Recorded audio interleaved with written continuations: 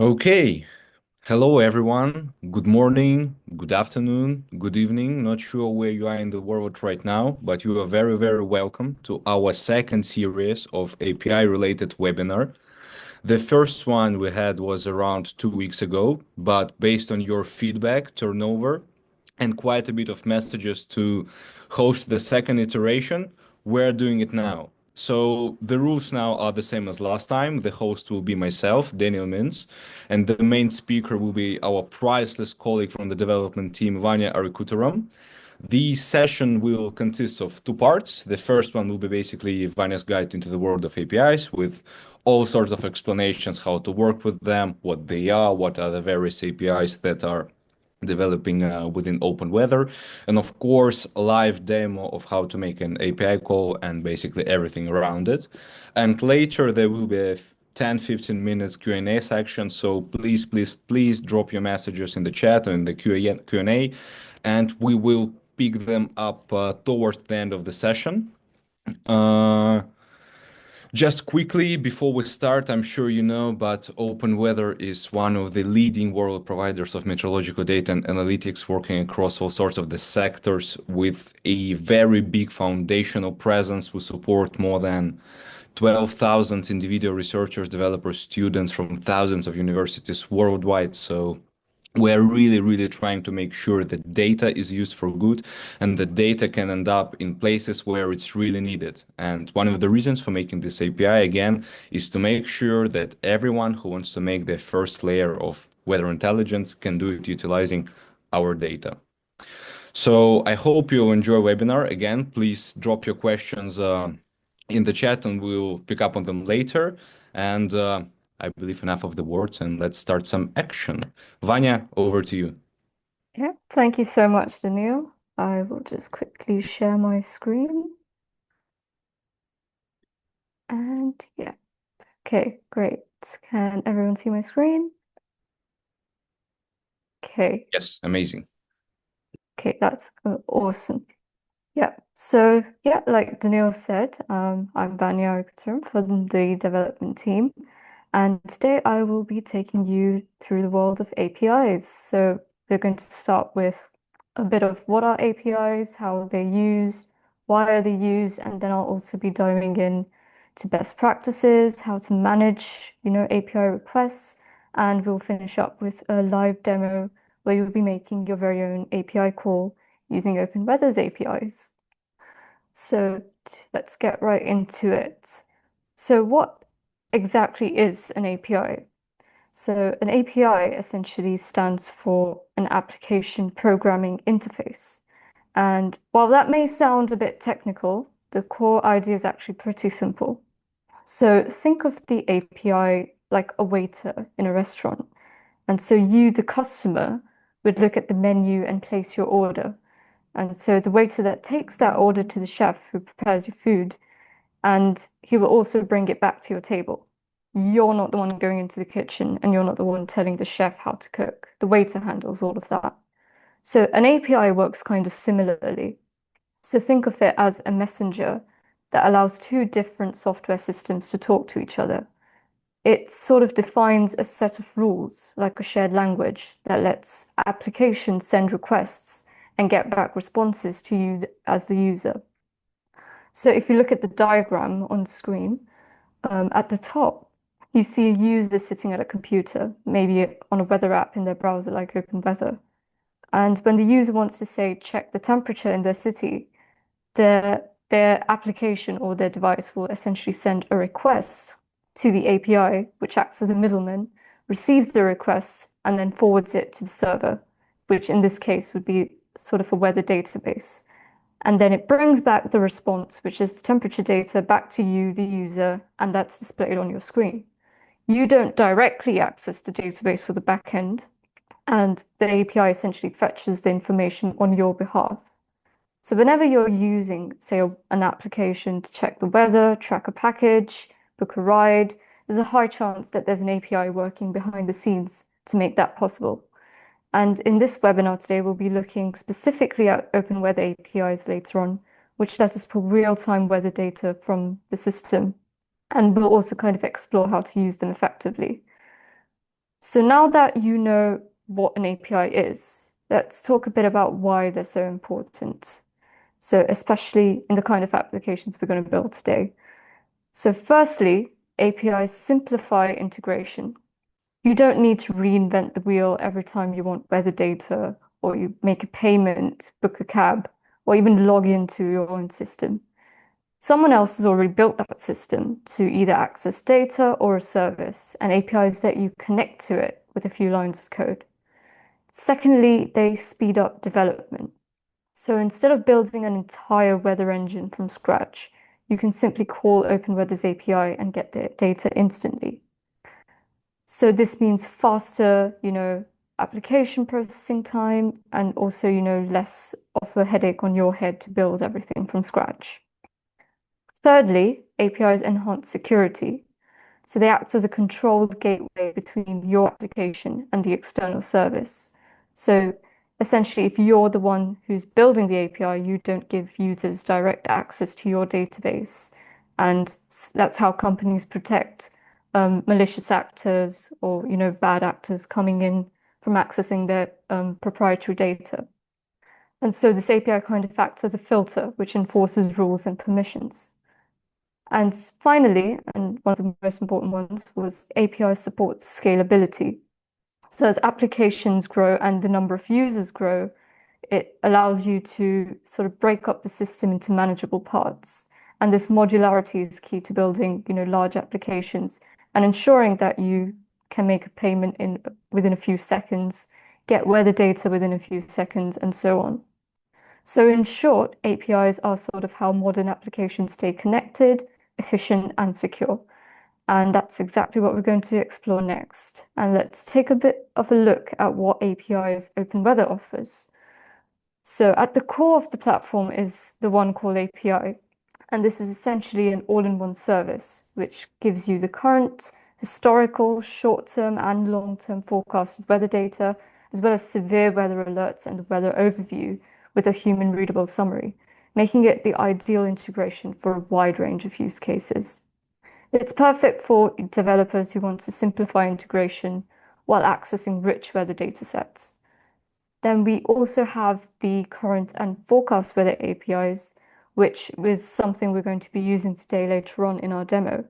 And these are a bit more focused, so you can call them individually for just current conditions, a 5-day forecast, or a 16-day forecast, depending on what your application needs. And these are great as a sort of starting point if you're building something lightweight and before you want to dig in a bit deeper and expand your application. And next, something that's especially relevant for industries like energy and agriculture is Solar and Irradiance Energy Prediction Service. So this API estimates solar panel output based on the weather and cloud data. And so if you're building tools for energy management, smart grids, or sustainability dashboards, this is a very powerful feature. And lastly, but not the least, OpenWeather also offers historical weather data APIs. And you can access past weather records for a given location, which is incredibly useful for things like trend analysis, training your machine learning models that could depend on climate data. And of course, beyond these, there are many, many more APIs available, which you should definitely check out after this webinar. So whether you're building something simple like a daily weather app or something complex like an energy optimization platform, OpenWeather definitely has a toolkit that scales your needs. And so now coming back to the API side of things. So before we actually get started into using an API, there's an important aspect that you need to understand, and that is generating something called as an API key. So this key is essentially your unique identifier. It tells either the application, or in this case, OpenWeather, who you are every time you make a request. So why do we actually need these API keys? And there are three main reasons. So the first one is authentication. It's so that the API knows that you have permission to access the service or the data that you're trying to get. Secondly, access control and rate limiting. So they help manage how often you can make requests depending on your plan. And third, it's also for usage tracking and analytics. So you can also monitor how your application is using the API, how many calls you've made, and how much quota is left in your service. So when you sign up on the OpenWeather website, you'll be able to generate a key from your dashboard, just like what you see in the screenshot here. So this one really, really important thing to note is to never ever share your API key publicly, especially when you're uploading your code in places like GitHub or public forums. If someone else uses your key, it could exhaust your quota and could even lead to charges on your account. So once you've got your key, make sure you don't expose it publicly. But once you've got it, you will be able to make your first real API call. But before we actually jump into the specifics of the API of making a call, it helps to understand what's actually happening behind the scenes. So we essentially use something called as REST architecture and all that. So it sounds a bit complicated, but you don't need to memorize what it stands for. You just need to understand sort of the principle behind it. So it's essentially something called as representational state transfer. And it's sort of the standard architecture structure which all APIs are built on, most modern APIs at least.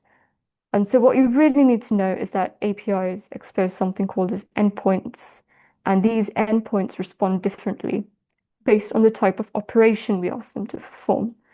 And so what you see on the screen are the most commonly used operations, and what you as a user primarily would be using is the first one, which is called a GET operation. And this is used essentially to retrieve data.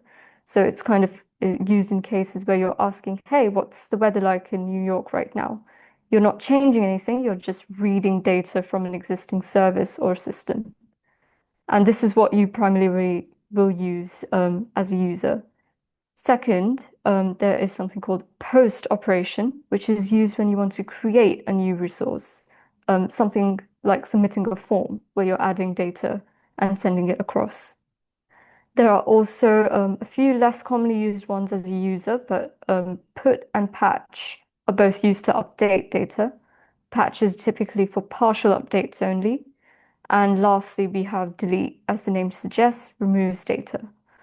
So, like I mentioned before, for OpenWeather and most data APIs, you'll be using GET requests because we're retrieving data. So if you remember, just one takeaway from this slide is that GET is your go-to method when calling weather APIs or most data APIs. And that's exactly what we'll use next when we walk through the structure of an API call. So as mentioned, OpenWeather generally uses GET requests in order for you to get access to that data. So let's break down a GET request step by step. So over here on screen, you can see the first bit, which is api.openweathermap.org, which is essentially just telling, yeah, we are using OpenWeather service. The following that, we have data slash 2.5 slash weather, which is telling us exactly which service of OpenWeathers we're trying to use. And the question mark essentially in the URL tells the start of something called as query parameters. So when you're coming back to the waiter example, you're not just going to ask the waiter to, hey, ask the chef to bring me back food. You're going to look at the menu and you're going to pick some items and they're going to tell those items to the waiter. So the query parameters are essentially those items that you're going to tell the API, which will in turn tell the service and bring you back exactly what you need. So in terms of for this specific API, which is going to get the current weather, you're going to give it the location, which in this case is London, UK. And you're also going to send it your API key, which is very, very important because that's how you're telling OpenWeather and how OpenWeather knows who you are and whether you have sort of access to get that data or not. And when you send this request, the API sends back a response, usually in something called as a JSON format, which is a structured way of organizing data. And you can see a part of that response at the bottom of the screen here. We will be looking into a bit more detail during the live demo, so don't worry if you don't fully understand it now. But yeah, you can kind of see that it shows you the weather description, the latitude and longitude, and a few other useful fields um, which would come in the extended response later on. You will eventually learn just to extract the bits you need. For example, if you're showing just the weather description, you just want that bit. But yeah, I will be showing you that bit of information during the live demo. So now you have a good idea about what an API is, how it's used, why we're using them. So now let's look a bit more advanced and talk a bit about what's the best practices for handling API usage. So first of all, it's important to know that APIs aren't unlimited. For example, OpenWeb's free tier allows up to 60 requests per minute. And if you go beyond that, you'll start getting blocked or receive error codes. So if you're building something that fetches data frequently, it's good to add a short delay, which I will be showing again in the live demo later on. One important aspect is something called a response code, which is very important to add a check for when you're coding with APIs, because this essentially tells you whether your request worked or not. So your response code typically will be a 3-digit number, and the starting digit would give you a good indication telling you whether it worked or not. And so if you see a code that starts with 2, like 200 OK, that essentially means that yes, your request was successful and you've got the data back as expected. So another common error that sort of response code that you might see in case of an error is for codes beginning with the number 4. So 400 or 4XX errors essentially mean something went wrong on your end when making that request. So maybe either your API key was missing or maybe it was wrong. Maybe something got misspelt when you were trying to make requests for a specific city. But generally, APIs like OpenWeathers will actually give you a detailed error response, which will tell you exactly what went wrong and what you're expecting. So it should be very quick to debug it, but it always helps to handle it, sort of add in an edge case for these errors as and when you encounter them so that your code works smoothly. And also another error that you might see not very often, but a 500 or 5XX errors essentially mean the issue is on the server side, which in that case, you either just try again after a bit of time, or you can request or raise sort of a complaint. But these codes are essentially super helpful for debugging and sort of keeping your application and code stable, especially as and when it grows. So as a beginner, it's a good idea to just start even when you're doing something small to essentially your first move when something breaks is to check the response code. And yeah, so lastly, we are going to talk a bit about another useful tool, which you will definitely need to learn how to use effectively when working with sort of weather APIs or APIs in general. So the good news is it's very beginner friendly. I will actually paste a link so that you can take a look at it.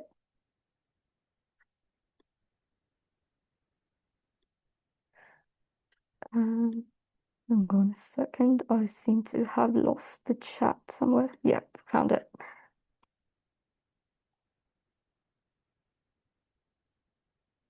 Yeah, I will be pasting in the documentation for the sort of API we're going to be using in our live demo. So as I'm talking about this section now, it's a good idea to open it up and also kind of go through it as I am talking about it.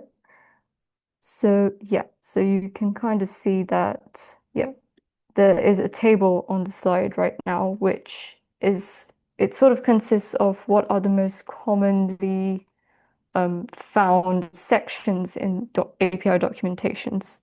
And the first most important one is the endpoint URL, which essentially tells you where to send your request, like the base address. And so as you saw in an earlier slide that in our case, it was OpenWeather, map.org. Yep, so there's that beginning section there would be sort of your endpoint URL. And yeah, so the next section is the parameters section, which we also call query parameters in the case of GET requests. So that section explains, what things you can include, things like the city name, latitude, longitude, or even things like whether you want the data to be returned in a specific format. So yeah, and then the next section, generally also included in most API documentations, is something called as the sample call. And it's super helpful and gives you sort of a real working example that you can copy and try out directly. And so that is a good starting point to understand whether the API is working and how you can play around with the query parameters and edit it to fit your own sort of response. And yeah, so the next section is the response format, and it shows you essentially what kind of data you're expected to get back. It's generally in JSON format, but you might come across something else called as XML, depending on which API you're using. But it does sort of give you kind of what to expect, what kind of data to expect, so you can already handle that case in your code. And lastly, the limits section is where you will find something called as rate limiting info, which essentially tells you how often you're allowed to make requests to the specific API. And so once you understand how to look for and read these sort of sections, you can use almost any API on your own without any guesswork needed, and your code will almost always work on the first try. So that is it for the explanation.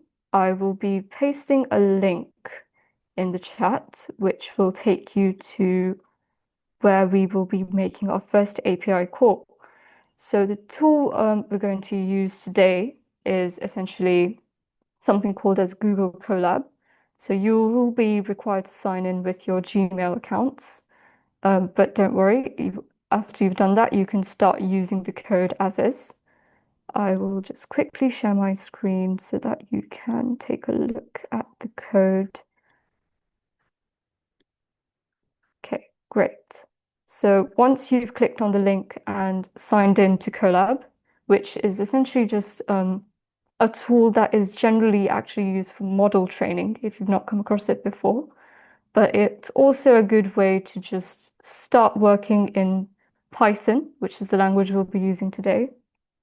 And it's a good way for you to also break down code into small bits and see how it works on the way. So don't worry, even if you've not used Python before, it's very beginner friendly, and the most you'll have to do is kind of follow along just to see what steps are being used. And you can also sort of save this notebook for you to try out later and play around with so that you also kind of get some practice. So yeah, I will just pause for a minute just to let you all sign in. And if you have any issues with this, please mention it in the chat.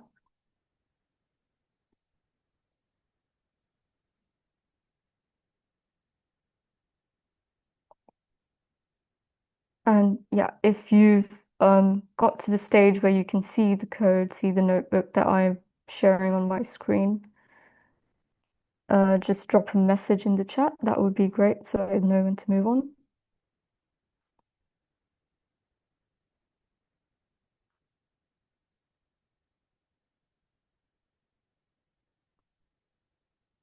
Okay.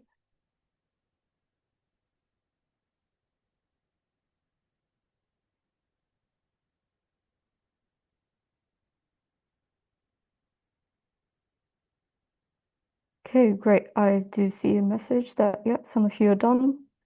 Yeah, if not, this link will be accessible post the webinar as well, so you can access this code later on and play around with it as well. But if not, just look to my screen so you can follow along still. So let's look into how to actually make an API call.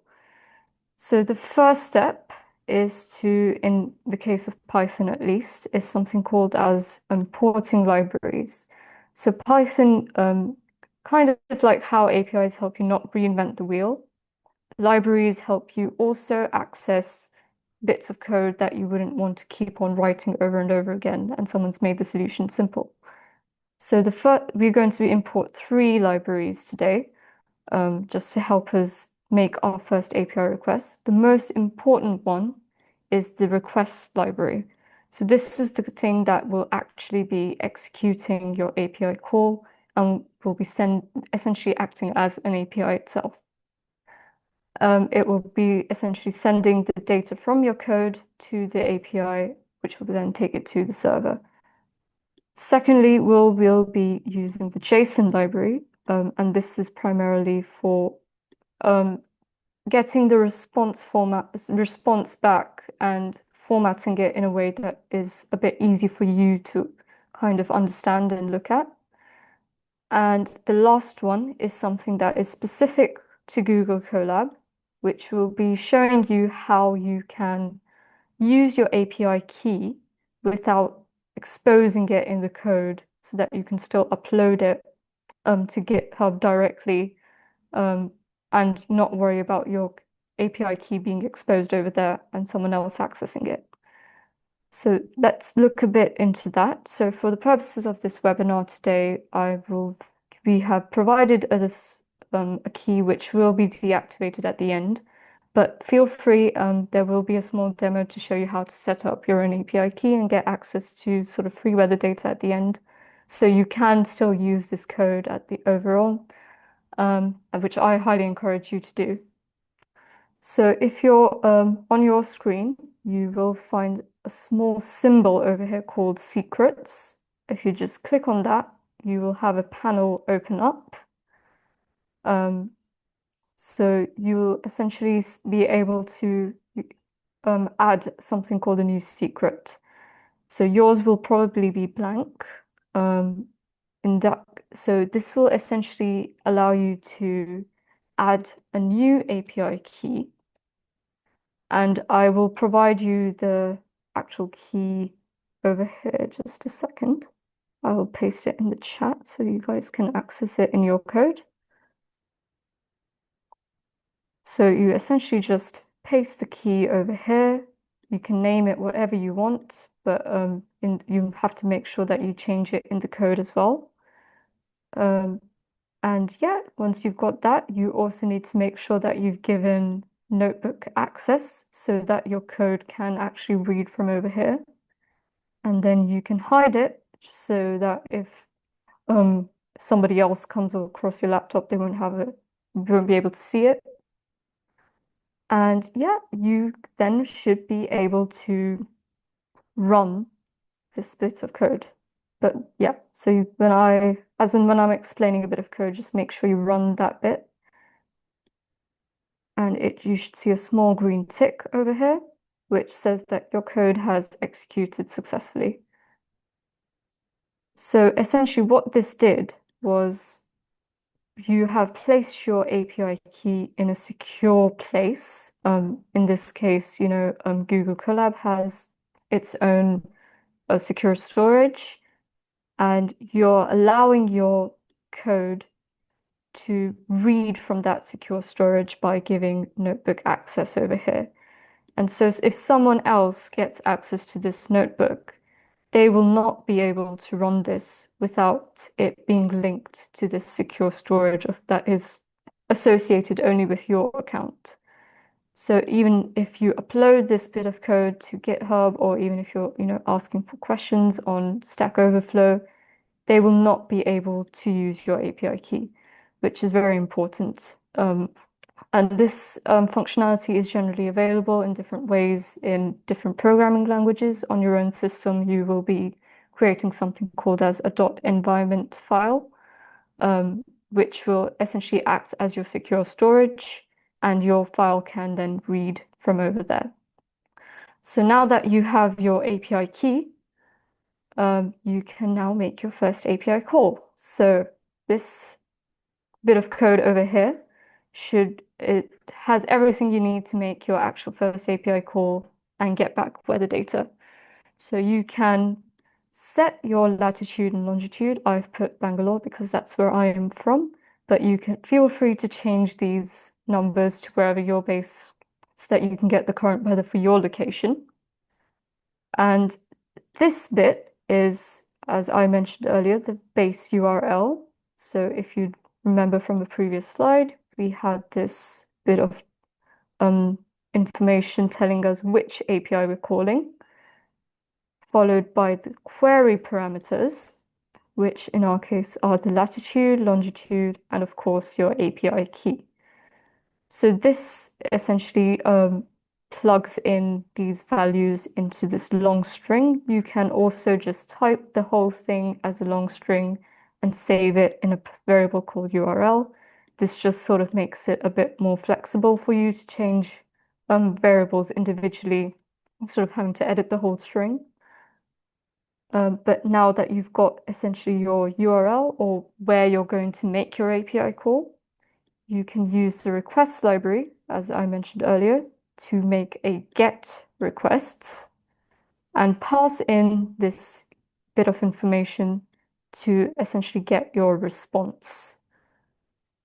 So once this bit of code is executed, you will have your response stored in this variable called response. And an important thing to remember is, as I mentioned towards the end, you need to check for something called a response code. So if your response code is anything other than, generally it's 200, in some cases it could be 201, but your documentation will tell you what code to look out for. If it's anything other than this, we will be printing or sort of figuring out what went wrong over here. So instead of you just trying to print your response and getting an error in some cases, it's good to handle it gracefully in a sort of if-else statement so that your code exits gracefully and you will also have a better idea as to what went wrong instead of having to sift through 1,000 different error lines of code. So now that you've got that, you can run this cell, and so this sort of notebook shows you the outputs at the bottom. And so you can see that you've received a response for your location. And yeah, this is a very, very long response. So we're going to be using the help of the JSON library to just make it look a bit better. And yeah, so if you scroll down now, you can see that you've got your initial coordinates, you have the current weather, so it says it's cloudy, and you also have the temperature, the pressure, humidity, sort of sea level, wind, how cloudy it is, a lot of information out there. So let's break it down a bit. So typically, if you want the current weather, you would likely want just this bit, or sometimes you might want the temperature as well. So you can kind of see also that the temperature has been returned in Kelvin. You could look at the documentation. This would be a good exercise for you guys to try out as well later on. Look at the documentation and add in a query parameter over here that will return the response in either Fahrenheit or Celsius, depending on which one you prefer to use. But yeah, you can try that out after the webinar, and definitely later on you can reach out to us if you have any trouble with that. But this is what a error response essentially looks like. Sorry, a successful response looks like. And yeah, if you want a specific bit, you can get it via so. So I will not go too much detail into that because that is specific to Python. And if you're using different programming languages, this would work a bit differently. But I would encourage you to just play around with this bit of code post the webinar just to figure out what is actually happening over here. And now I will quickly take you through a few cases that you might encounter. So what would happen if you don't pass in the right input parameters? So if I say pass in latitude, which is not obviously a wrong latitude, typically you would get a response message. So now obviously the status code was not 200, so I did not get my data. Instead, it went to this code block over here. It says it failed to retrieve the data. The response status code was 400, and the response text says wrong latitude. So generally, if you go wrong somewhere, these messages will tell you exactly where you went wrong, so you can almost immediately correct it, but only if you sort of are handling it properly in the code. Otherwise, you might, get about 200 lines of errors, and then you might be struggling to figure out what actually happened over there. And another case that you might come across is sometimes you will forget that you have to pass in an API key. So here I will just set the API key to nothing and just run it. And yeah, you see I now get a different error code, but still starts with false, which tells me that the error happened on my end. And it says invalid API key, and then it also gives you a link to look at for more info. And so yeah, so different errors will essentially give you different responses, but it typically will tell you where exactly you went wrong. And yeah, as a good thing to keep in mind is if the error code begins with 4, something definitely went wrong on your end. And the last topic we will touch upon is something called as rate limiting, which I mentioned before. For example, OpenWeather's free tier limits you to 60 requests per minute. So if you generally run this code now, it would execute successfully because I've given you a key that is in a higher tier. But if you essentially run this on a free API key, which I encourage you to create if you haven't already, and run this a couple of times, you will eventually hit this kind of error response, which essentially says you failed to retrieve data, code 429, and it says your count is now blocked because you've exceeded the rate limit. And so, yeah, essentially that tells you, you've hit the limit and your account typically will be blocked for between an hour to a day. And you could reach out to the team in case you want to get it unblocked earlier. But yeah, you don't want to have this sort of error hindering you from continuing to code in your application. So what you would typically do is if you have a limit of, for example, 60 requests per second, so sorry, 60 requests per minute. So every second you can make only one request. You can add in a sort of sleep function, which ensures that your code takes a break every second from sending in a request and ensures that you don't hit your rate limits. So that brings us to, the end of our demo. And I will be passing it back over to Daniil to walk you through. Yeah. Thank you, Vanya. That was literally amazing. And even though I'm watching this webinar for the second time, it is as interesting as last time. Absolutely amazing tips on efficiency, on security, amazing demo. I mean, as you know, it's better to see once than hear 1,000 times. So, Vanya, thank you very much. And actually, you have mentioned a few times that you are proposing for everyone to acquire an API key. And while we're having a bit of a rest, and before we're going to Q&A section, let me actually quickly show you where you can find this free API keys for you to start. So if you go to our lovely landing page, openweathermap.org, and click on the pricing page, you will directly see a first flagship product that we have, OneCall 3.0, which allows you to have up to 1,000 calls per day absolutely for free. So the only thing you need to do is to click subscribe and then log in via your personal account and you will receive a free access. But please, please, please make sure that you put a limit of daily calls lower than 1,000 to make sure that you are not charged because the system works automatically. And later, if you scroll down the page through our great plethora of lovely products, enterprise level products, our lovely dashboard, which is actually also free to start using, so please feel free to try. You come to free access section where on the left-hand side you'll see just our normal current weather and forecast free tier subscription, which is available absolutely for everyone. The only thing that you need to do is, again, just to click on the Get an API key, fill in your account information, and you'll receive the access. And on the right-hand side, you can see our lovely data for development, data for education initiative. Here, if you click on the Learn More section, you'll find out a separate landing which describes what this initiative is for. As I already mentioned before, Open Weather has a very big foundational presence, and one of the realms under which we work with like various students in universities and organizations is actually delivering complementary data sets and complementary support.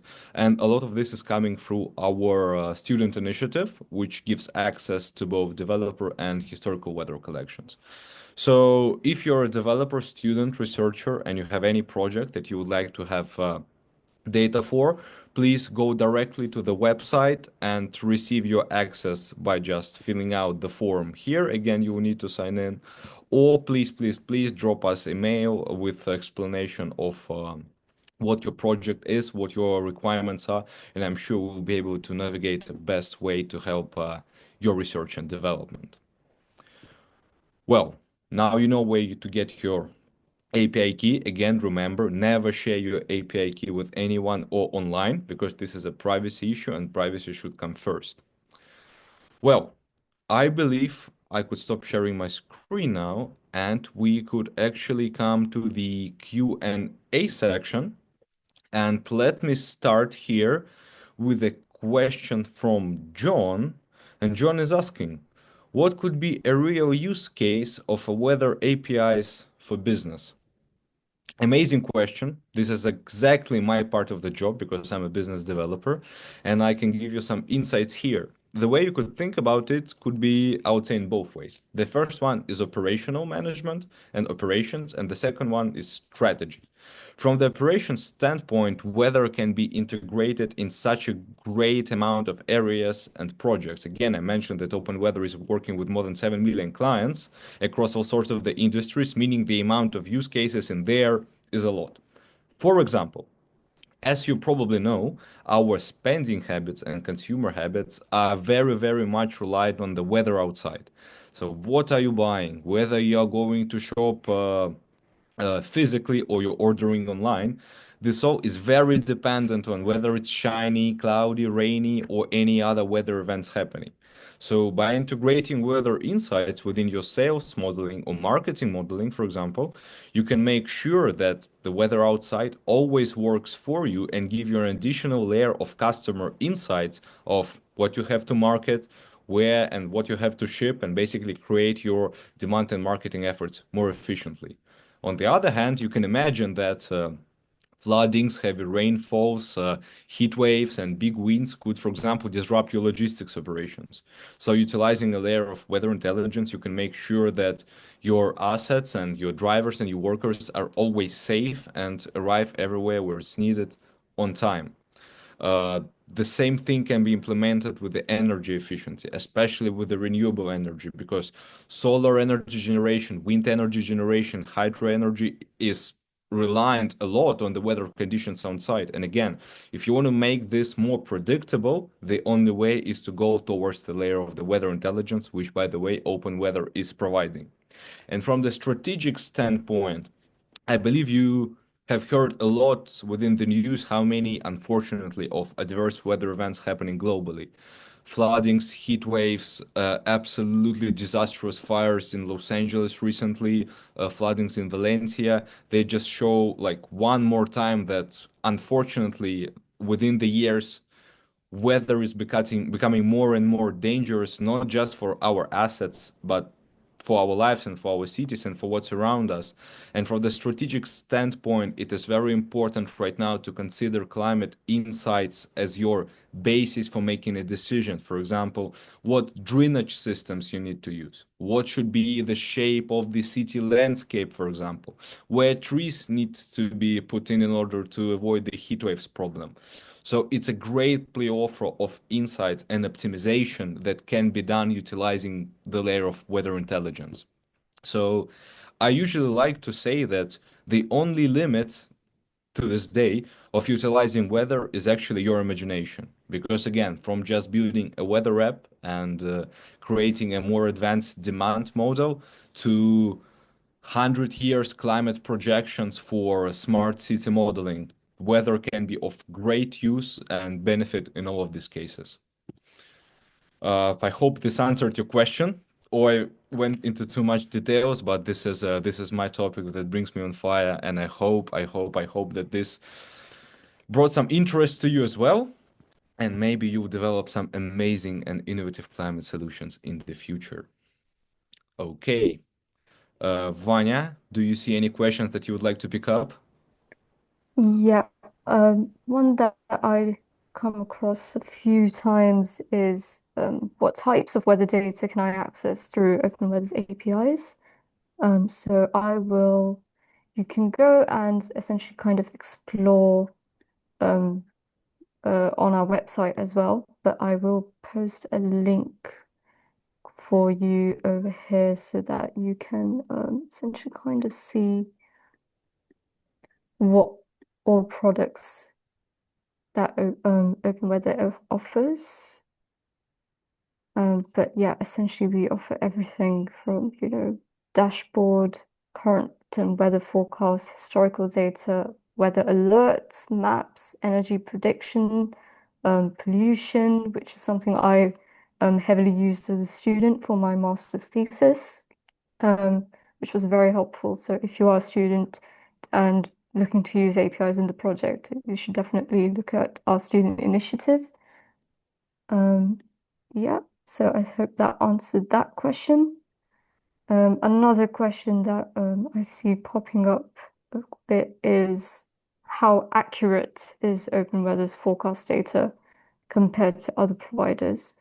So we actually do have a sort of page that goes into quite a bit of detail about the sort of accuracy and quality of our forecast, as well as how we gather that data, how we assimilate, at what resolution.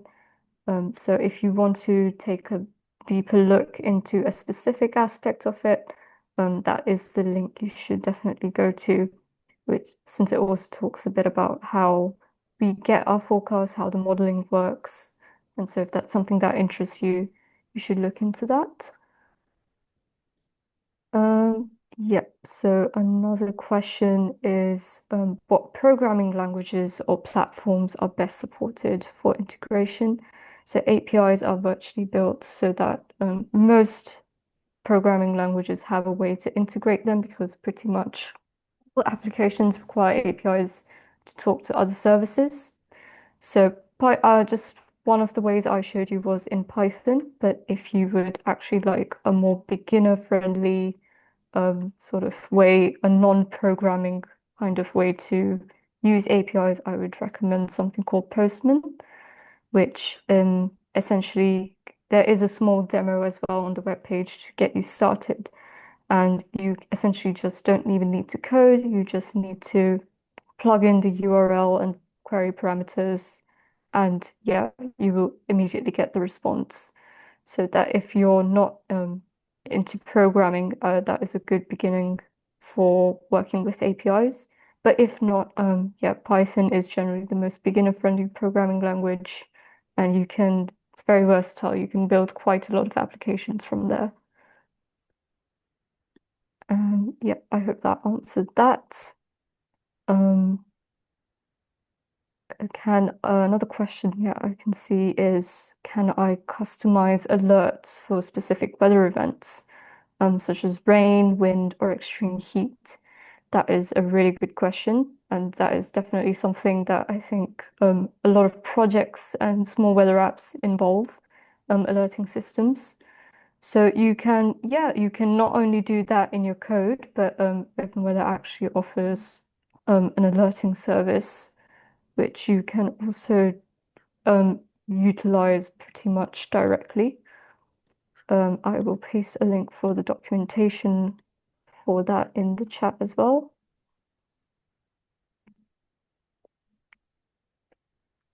And can I actually quickly add here that within Open Weather dashboard, which I will just post a link very quickly, you can set up a trigger system directly within the dashboard. So for example, if you know the location that you're looking for and you know the events, for example, if temperature exceeds like 10 degrees or 15 degrees, you can receive a customizable trigger events for basically every need you could have.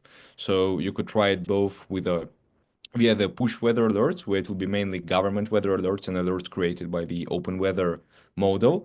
But at the same time, if you know the specific climate trends and climate triggers that you're looking for, you can use our open weather dashboard, which allows you to easily customize basically the alerting and triggering as you need it.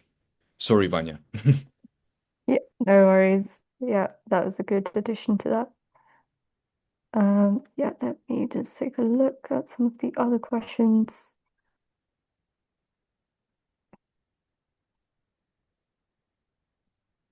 Um, yeah, I can also see, um, yeah, are the code examples or documentation available for beginners? Yeah, so like I posted a bit earlier when I was walking through my demo, um, it did have a basic sort of one of our most simple APIs to start with. And so the documentation, if you walk through it, it's very, very beginner friendly. Um, and it will help you sort of walk through the steps to just make your first API call using it. It will also have information as to whether it's included in the free tier or not, since some APIs are not available under there, but it is quite a good start if you're building, a small application and such. Um, so another question I see here is the reason behind the decision to send and receive the API key in the query instead of in a header. That is a very good question. So typically, yes, you would be sending it in something called as a header. So if you a header is essentially kind of a separate section apart from your query parameters, which essentially has that can hold in information and is generally very much used for one API keys, also to in some cases to tell you which format you're sending the data in and what format you're receiving the data in. So in most sort of large scale applications, you would put it in the header. That is a good point. But in sort of beginner applications, if you're just, trying out something very small, if you want it just for a quick bit, you can also put it in the query parameter. But yeah, it is a very good question, and it's a good point to sort of put it in the header because, yeah, I think the que person who asked this question also is a bit aware that query parameters are often sort of exposed to browsers. And so in the midst of it, it might not be a very safe option.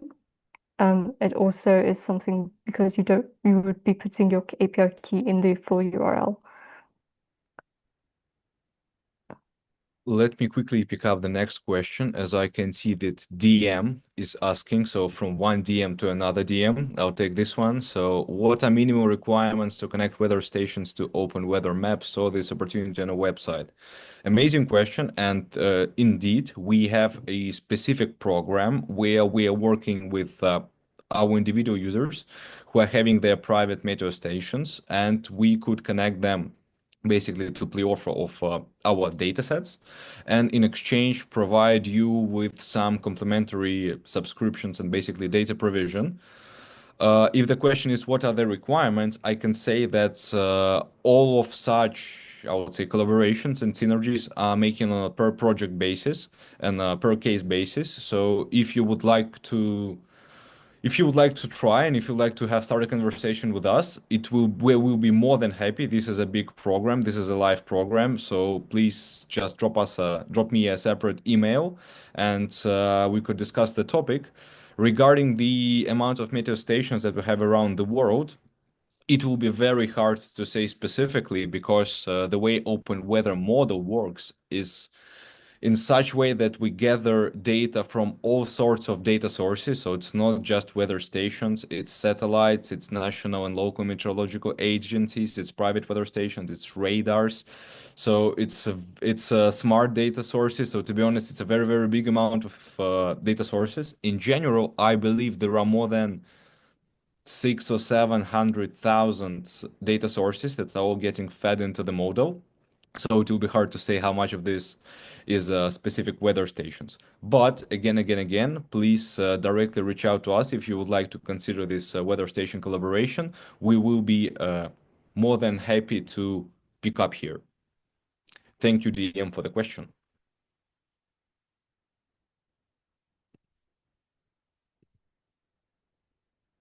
Okay. I think we are closely coming to an end because I can't see any more questions being raised. However, if you will have anything you would like to ask us after the webinar, please drop a mail directly to me or directly to Vanya or to our info@openweathermap.org, and we will answer the questions very, very soon. Again, as I mentioned before, if you have any projects, researchers, anything where you would like to discuss any data provision support under the realm of Open Weather Foundation, we'll be more than happy to have this conversation. And again, all of this is done just for you to have more opportunities and more availability to start creating your own weather understanding and your own weather intelligence. I want to thank you very much for the participation. I want to thank Vanya for once again great demo and great tips. And I believe this is not the end of our webinar experience. This is just the beginning, and there will be much more interesting webinars and videos happening in the future. So please look at our LinkedIn. Please be posted and research our YouTube channel, as there is a lot of nice educational materials in there as well. Thank you very much, and I wish you all a great Wednesday evening. Thank you. Thank you, everyone. Hope you have a great day ahead.